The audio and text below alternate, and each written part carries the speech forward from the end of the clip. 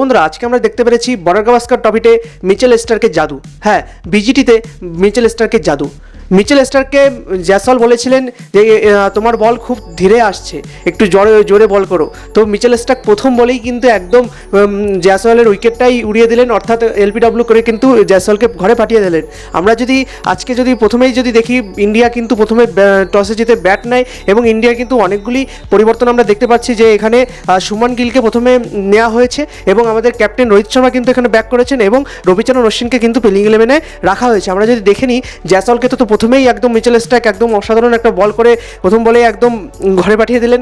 আর এবং তারপরে হচ্ছে কেএল রাহুল একটু চেষ্টা করলেন, 37 রান মতন করলেন, 6টা 4 মেরেছেন, একটু চেষ্টা করেছিলেন। আর এখানে বলে রাখি, কেএল রাহুলের কিন্তু অনেকগুলো মৌকা পেয়েছেন, অর্থাৎ কেএল রাহুল কিন্তু অনেকবার কেএল রাহুলের ক্যাচ কিন্তু অস্ট্রেলিয়ার ফিল্ডাররা কিন্তু ফেলে দিয়েছে, তার সত্ত্বেও কেএল রাহুল কিন্তু রান করতে পারলেন না আজ। আমরা তারপরে যদি দেখি শুভমান গিলকে অনেক চান্স দেওয়া হচ্ছে, কিন্তু শুভমান গিল কিন্তু তাকে সেইভাবে তিনি প্রতিষ্ঠা করতে পারছেন না। সেই শুভমান গিলকে কিন্তু আমরা দেখতে পাচ্ছি না। 31 রান করেই তিনি আবার ঘরে ফিরে গেলেন এবং বিরাট কোহলি গত ম্যাচে যে 100 করেছিলেন, সেই কিং বিরাট কোহলিকে আমরা কিন্তু আজকে ফর্মে দেখতে পারলাম না। উনি 7 রান করে একটিমাত্র 4 মেরে আউট হয়ে যান এবং তারপর ঋষভ পান্ত একটু খেলেছেন, একটু চেষ্টা করেছিলেন, 35 বলে 21 রান করেছেন এবং তারপরে আমাদের ক্যাপ্টেন রোহিত শর্মা একদম বাজে ফর্মে চলছেন। সত্যি কথা বলতে রোহিত শর্মা কিন্তু টেস্টে একদম বাজে খেলছেন বর্তমানে, ঠিক আছে। তো এখানে কিন্তু রোহিত শর্মাকে ভাবতে হবে, কারণ আগের টেস্টে কিন্তু রোহিত শর্মাকে ছাড়াই টেস্ট জিতে গিয়েছে ভারত। তো এখানে কিন্তু ভাবতে হবে, কারণ এখানে অনেক সমালোচনা সৃষ্টি হবে যে ভাই রোহিত শর্মা এসেই ম্যাচ করে দিয়েছে। কিন্তু আমি একটা কথা বলি, টেস্ট কিন্তু 5 দিনের হয়, টেস্ট 1 দিনের হয় না। এটি কিন্তু কোনো টি20 খেলা না, ভারত যে কোনো টাইমে কিন্তু কামব্যাক করবেই।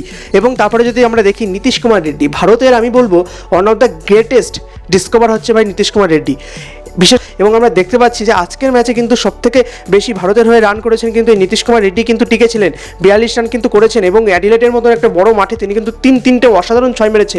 আর আমরা দেখতে পাচ্ছি ওনাকে বাদে আর কেউ কিন্তু ভারতের হয়ে কেউ কিন্তু 6 মারেননি আজকের ম্যাচে। এটা কিন্তু একটা অবাক করা বিষয়। এবং রবিচন্দ্রন অশ্বিন তুলনামূলকভাবে অনেক ভালো খেলেছেন, ব্যাটারদের তুলনায় তো অনেক ভালো খেলেছেন রবিচন্দ্রন অশ্বিন এবং তারপরে হার্ষিত রানা গোল্ডেন ডাক হয়ে গেছেন। মিচেল স্টার্ককেই একদম বোল্ড আউট করে, মিচেল স্টার্কই তাকে বোল্ড আউট করে দিয়েছে এবং জাসপ্রীত বুমরাকে প্যাট কামিন্স কিন্তু জাসপ্রীত বুমরাকে আউট করে দিয়েছে, ইনিও গোল্ডেন ডাক হয়ে গেছেন। তো এবং মোহাম্মদ সিরাজ 3টে বলে 4 রান করেন, ইনি তুলনামূলক অনেক ভালো ব্যাট করেছেন। এবং আমরা দেখতে পাচ্ছি the greatest of all time Mitchell Starc 14 over 1 ball করে 2টো মিডেন দিয়ে 43 রান দিয়ে 6টা অসাধারণ উইকেট তুলে নিয়েছেন। এখানে বলে রাখি, মিচেল স্টার্ক না আজকে প্রথম থেকে অসাধারণ ফর্মে ছিলেন। আমরা দেখতে পাচ্ছি প্রথম বল থেকেই জ্যাসওয়াল বলেছিলেন যে ইটস কামিং টু স্লো। আজকের বলের পর থেকে, আজকের আউটের পর থেকে হয়তো বলবে ইটস কামিং টু ফাস্ট। তো যাই হোক, মজা করছিলাম। এবং তারপরে হচ্ছে প্যাট কামিন্সও ভালো বল করেছেন, বল্যান্ডও ভালো করে বল করেছেন, নাথান লিওনও ভালো বল করেছেন এবং মিচেল মার্শও তুলনামূলক কিন্তু ভালো বল করেছেন। যদিও নাথান লিওনকে কিন্তু একটা ওভারই দেওয়া হয়েছে, একবারে 6 রান খেয়েছেন। আমার মনে হয় কাল ভারত তো অল আউট হয়ে গেছেন, তো হয়তো এমন কোনো ধারণা ছিল যে আজকের দিনটা আমরা ফাস্ট বলার দিয়ে করাবো অস্ট্রেলিয়ার এবং পরবর্তী দিনে কিন্তু আমরা নাথান লিওনকে দিয়ে বল করাবো, এটাই কিন্তু ভেবেছিল হয়তো অস্ট্রেলিয়া ক্রিকেট দল। কিন্তু এখানে অস্ট্রেলিয়ার আর সেই ভাবনাটা কাজে লাগেনি। অস্ট্রেলিয়া কিন্তু যাই হোক, অস্ট্রেলিয়া ফাস্ট বোলারে এত সুন্দর বল করেন, স্পেশালি মিচেল স্টার্ক। তারপরে কিন্তু ভারতের পুরো 180 রানে কিন্তু অল উইকেট হয়ে যায়। এবং তারপরে দেখি উসমান খাওয়াজা, এখানে আমরা যদি দেখি 35 বলে 13 রান, 2টো 4 মারেন। একটা কথা বলে রাখি, উসমান খাওয়াজার বিপক্ষে বুমরা তো অসাধারণ, মানে উসমান খাওয়াজাকে দাঁড়াতে দিচ্ছেন না, সেটা প্রথম টেস্টেই হোক আর এবং এই দ্বিতীয় টেস্টে প্রথম দিনেই হোক না কেন, বুমরা কিন্তু উসমান খাওয়াজাকে মাঠে কিন্তু দাঁড়াতেই দিচ্ছে না। এবং আমরা তারপরে যদি দেখি ম্যাকসুইনি কিন্তু টিকে রয়েছেন, 97 বলে কিন্তু 38 রান করেছেন এবং অসাধারণ খেলছেন, টিকে খেলছেন। লাবুসেন কিন্তু অসাধারণ খেলছেন, লাবুসেনও টিকে রয়েছেন।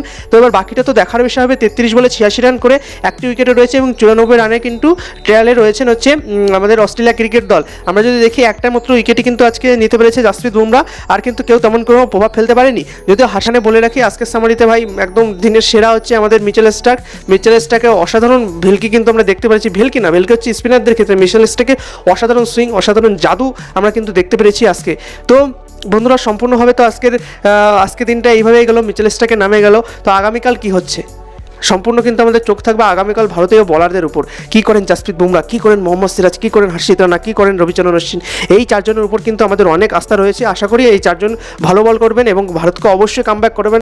তো বন্ধুরা, আপনাদের কি মনে হয় ভারতকে আগামীকাল কামব্যাক করতে পারবে?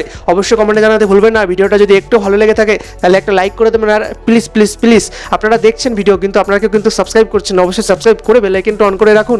তাহলে বন্ধুরা, আজকের জন্য এইটুকুই, দেখা হচ্ছে আরেকদিন আরেকটি ভিডিওতে। ততক্ষণের জন্য ভালো থাকুন, সুস্থ থাকুন এবং ক্রিকেট দেখতে থাকুন। ধন্যবাদ।